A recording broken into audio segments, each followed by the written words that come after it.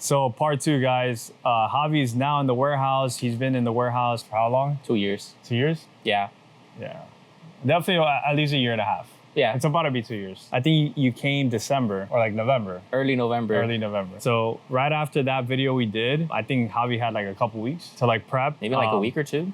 Yeah, and then he came here. So he's had you can't see it from here, but basically he has a section in the back. It's my section. And yeah, he's doing well. He's been here for a while, continue growing, so congrats. It's been a journey. So I guess we could start off with what would you say are some pivotal moments since last time? I would say it's some bad times, some good times. Good times and bad times. I mean, it's part of business. Uh-huh. It's up and down. I mean, for us, it's been more up than down. I would say we have good systems in place. I mean, you taught us pretty good systems, and we take it from there. We decide what to tweak, what not to tweak, and it's pretty good so far. Okay. When it comes to systems, I guess if you could say a little bit more about that. Before coming here, I had like one Excel sheet, and I would keep track of very little things. Yeah. Now there's a bunch of moving pieces, and now I feel that I needed a lot more of Excel sheets instead of just the one. That, like now it's an operation, not just some dude in his garage. Now it's me in a warehouse. There's a bunch of moving pieces, so now I need like a better system. Before, I wouldn't even call what I had a system, it was just an Excel sheet. And what made you want to come here,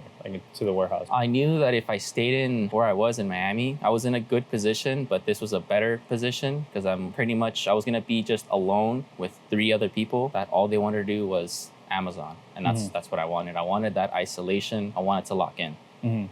Okay. In the time of that video, I think you were doing over 30K a month? No. Oh. I think the time of that video, we were doing 16. Still scaling up. I think you were like a few months in too. You weren't even... By that point, I was almost a year in. Almost a year in. Okay, okay. But in terms of like before the community, oh, that's right, because you were doing Amazon before the community. Yeah, I think for like 2 months. Got it. And then how much are you doing right now? Like, how was your last month? Last month was 79. 79? 79,000. Yeah, that's 79,000. I didn't even know that. I thought it was like almost 70. It was almost 80. I missed 80. it by that much. Okay, cool. Well, I wasn't even here for half of the month. So I still hit 79. Yeah. So Javi basically left for 2 weeks.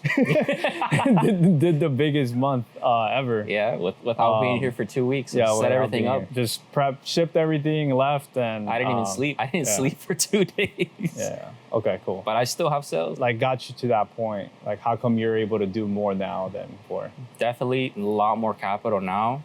And just more time and more capital just really changed the game for me. Because in the beginning, you only started with like $1,000, basically. Yeah. And how'd you go from like starting with 1,000 to now being able to do, almost 80,000 in a month? It's pretty much, like, it's pretty much credit cards. Nick helped me with the round of funding. We got my first round of funding. I cleared out, all my personal debt, raised the credit score, and then we applied for a bunch of cards and we ran it up from there. And these are 0% interest credit cards. Some were business credit cards, some were personal. And at the time, Javi's credit really wasn't set up for a round of funding. But in this round of funding, I think you got almost, what, like 60? I got 63. $63,000.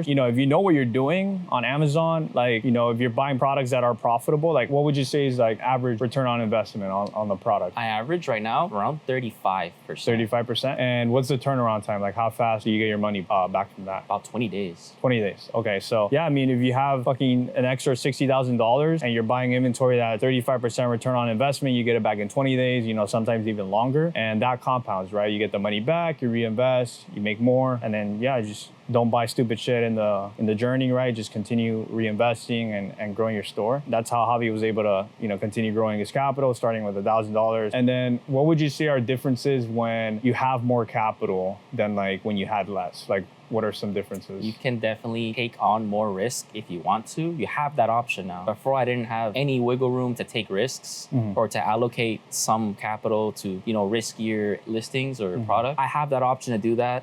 It's not to say that I do it per se, but from time to time, if I see an opportunity, I can finally take it. And what would you say what would you mean by risk? New risk, like applying for ungating new products. Like, let's say, it cost me $1,000 to ungate that. It could take me a month to ungate that. It could take me 3 months. It could take me a day. But $1,000 back then was huge. $1,000 now wouldn't be that. It's not detrimental to my business. I can not use that for a while. It's fine. I'll be all right. So taking more risk, I think I'm in the same boat, right? Like now I could try to, allocate more money towards a product that moves slower, just so that way I have the money out there when I have like too much money. I don't really have too much things to buy. Putting it on a product that I could stick with for like a month and a half if it's really good. What would you say is another difference, having more capital than like less? You can really diversify instead of going like all in on one or a couple. Now you can choose 10, 12, 20 different products and go deeper on those instead of going really deep on like 1 or 2, 3 listings, which is what I was doing before. When it comes to you being in the warehouse now, and you said you have more time as well. Yep. So what would you mean by that, like having more time? Well, before I used to work with you and Julian. I used to help both of you out, 4 hours with you, 4 hours with Julian every day. And, that's 8 hours. Definitely helped out with growing the business. But it came to a point where I just couldn't keep scaling my business and continue to do that job.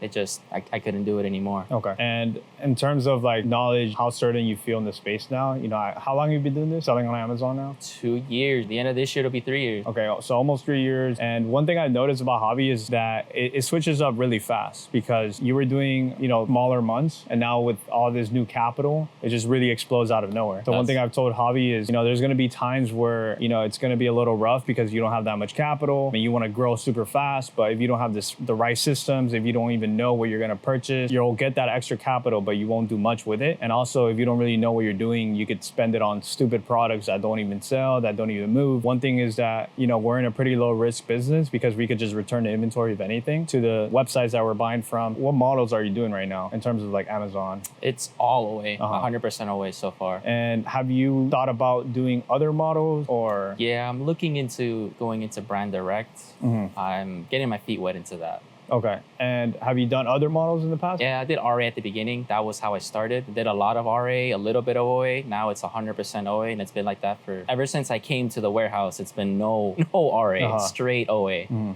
Okay, so you started with RA, and then you pretty much are full online arbitrage right now, full buying from website. And what would you say is the reason why you decided to just be fully online arbitrage? And then what are your thoughts about, maybe pivoting or continuing only OA? So the problem with RA was you had to go to different stores, waste gas, waste time to go to different stores, scan in the store. When an OA, I can do it all from my computer. I could spend a whole lot more from the computer than what I could going to each store the whole day. I can spend the same amount probably within an hour doing OA on my computer compared to doing RA in person the whole day. Having to go there. And that doesn't count for the time that you said, right? Like going there, driving back. Yeah, and then you already spend a bunch of tolls, gas. It's not worth it. Well, at the beginning, maybe, but... And you said you're able to spend a good amount of money just on the computer. Like how much would you say you'd be comfortable or able to spend in like a day purchasing inventory? Pretty easily, $8,000. $8,000 on a 35% return on investment. That's a little bit around $3,000 profit,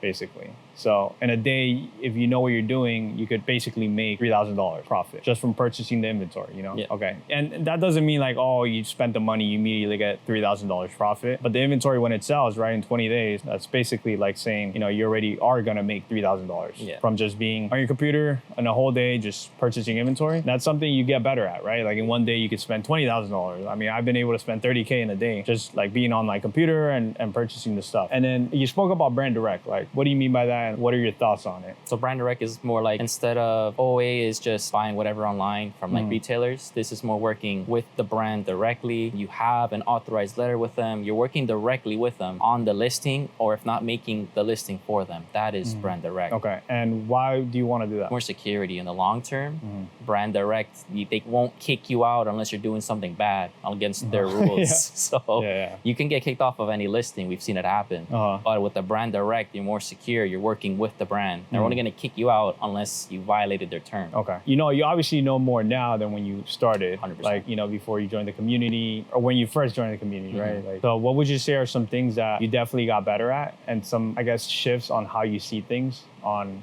Amazon in general or like your business?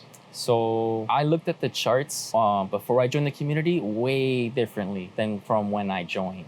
You guys really taught me that the way I was looking at it was right, but there was some extra pieces that I wasn't paying attention to, and that really made all the difference. It made it go from, I was doing okay to now really, really good. So you would say mostly how you look at the product. Yeah, and that's kind of, that's the whole thing. If you're looking at it wrong, you think you have a great product.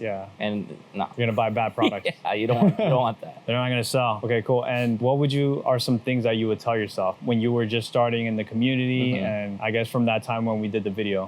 during that time? Wouldn't pay attention too much at the beginning on profit per se. Like, I don't want to make $10 off of each product every single time. I would much rather get the ball rolling and learn and get Amazon to trust me first, rather than focusing on making $20 per every single product. That's what I think I did at the beginning. It's been working ever since. So you were pickier with products? I was a lot pickier because I understood that, okay, just because I could found it for $3 and I can sell it for $70 doesn't mean it's going to sell that month. That's not what I'm looking. I'm looking for things that actually move, not just the profit is what I'm saying. How is it that you look at products now?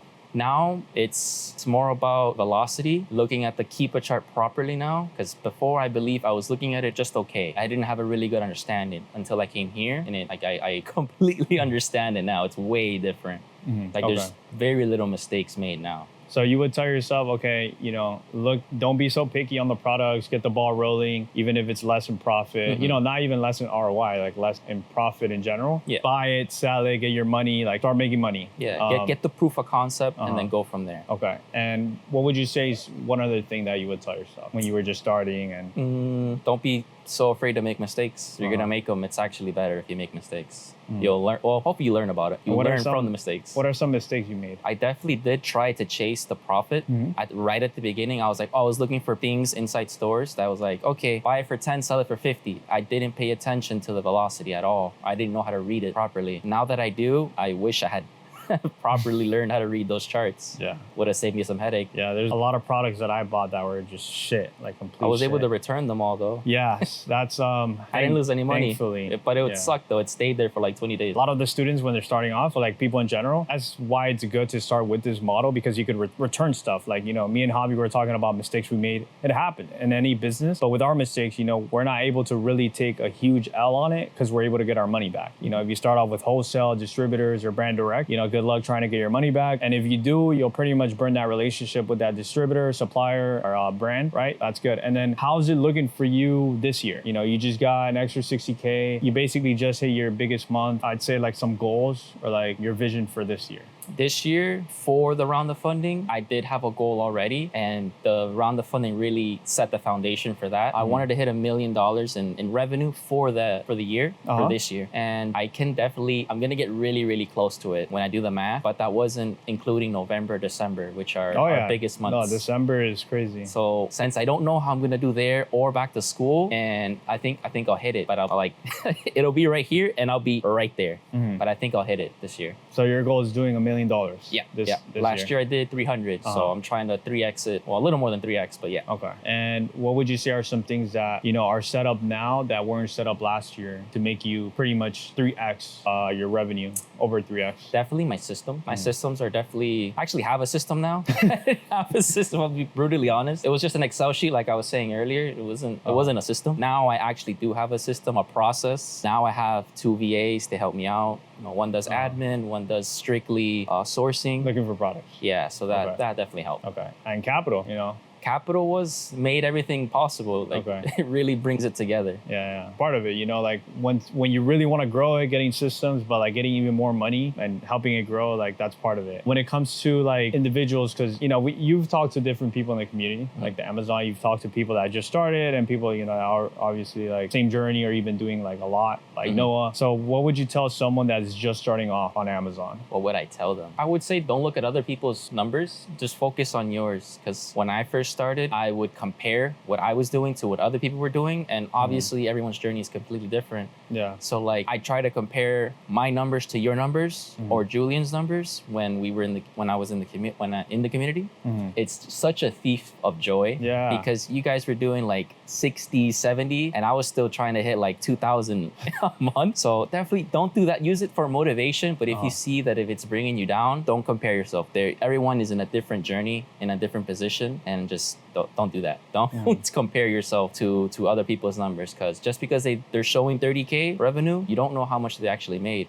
That could be straight negative. I think a lot of people, when they're starting, they want to go ahead and hit the big numbers super fast. And to what Javi said, everyone has their own journey, and you cannot cheat the process. You're cheating yourself when you do that. You're gonna make way more mistakes. You're gonna lose money. You're gonna give yourself more headaches. And then also, I'll add something else, like don't do it alone. Like if you're trying to go through your journey and you're just starting and trying to do it alone, you're just making it way harder for yourself, because there's a lot of people, like I learn from Javi sometimes, like the way he sees things, even though I've been doing it for like a little longer, but you're able to learn from all these different types of people that are doing the same business that you are, and they're going to see things differently than the way you see it, and it benefits you a lot of the time. So you always want to be, talking to other people that are doing it, trying to do it. And then what would you tell people that are thinking about, doing it, like they've never done e-commerce, or they want to go ahead and either quit a job or start Amazon? I would say do not quit the job yet and start it with a friend or a group of friends, because you're going to have a lot more fun and you'll go a lot further, I believe, if you do it as a group. Yeah, you guys are going to sell the same thing and there's going to be competition, but there's more than enough to go around. Yeah. You can't really be greedy that way. But if you do it with people that you can trust and that you think you can grow with, you'll go a lot further together than by yourself. Because like you said, two people can look at the same thing and come to different conclusions, and you can learn from each other and make a good decision after.